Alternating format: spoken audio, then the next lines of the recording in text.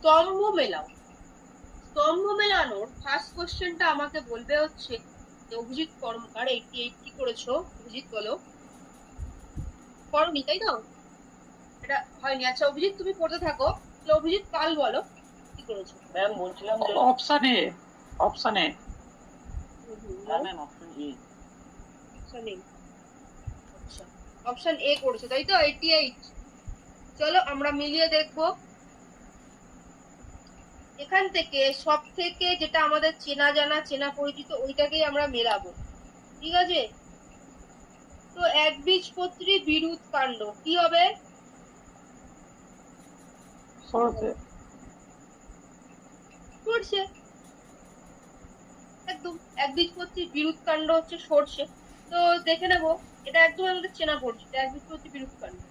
দেখি এম এর সাথে 3 যদি আর কোনটা না থাকে, দেখো এম এর সাথে 3 আছে, এম এর সাথে 3 আছে, দেখো এখানে এম এর সাথে 1, এম এর সাথে 1, তো এইগুলোকে আগে কেটে দেবো, ওগুলোর কোনো দেখার প্রয়োজনীয়তা আমাদের নেই। আচ্ছা এবার দেখো বহু বর্ষজীবী বিরুৎ কাণ্ড কি হবে? এটা হলো কলা। হ্যাঁ কলা। কলা হবে। গাজর।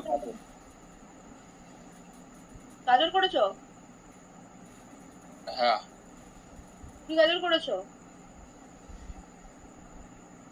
না কলা হবে, ঠিক আছে? এই যে বহুবর্ষজীবী বিরুৎ কাণ্ড, এটা হচ্ছে কলা গাছের বহুবর্ষজীবী এবং বিরুৎ কাণ্ড। গাজর তো হবে না, গাজর তো বহুবর্ষজীবী নয়। মানে দ্বিবর্ষজীবী বিরুৎ কাণ্ড গাজর তো। হ্যাঁ না এইটা বলছি যে ওয়েটটা বলছি, ঠিক আছে? এইটা বলছি বহুবর্ষজীবী বিরুৎ কাণ্ড, ঠিক আছে? আমরা চেনা পরিচিত গুলো আগে করবো। যেমন ওই যে বহুবর্ষজীবী বিরুৎ কাণ্ড, এটা কিন্তু আমাদের চেনা কলা গাছ বহুবর্ষজীবী, আমরা আগেও প্রিভিয়াসও পড়েছি তাই না? তাহলে ও এর সাথে 2, তাহলে উত্তর হয়ে যাবে কিন্তু এই অপশন। ক্লিয়ার তো কিভাবে সলভ করবো এটা?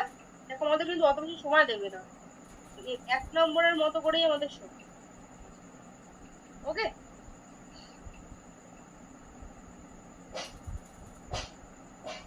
নেক্সট আসছি স্তম্ভ মেলানোর। এইটা আমাকে বলবে হচ্ছে প্রিয়াঙ্কা, বলো কি করেছো? 89।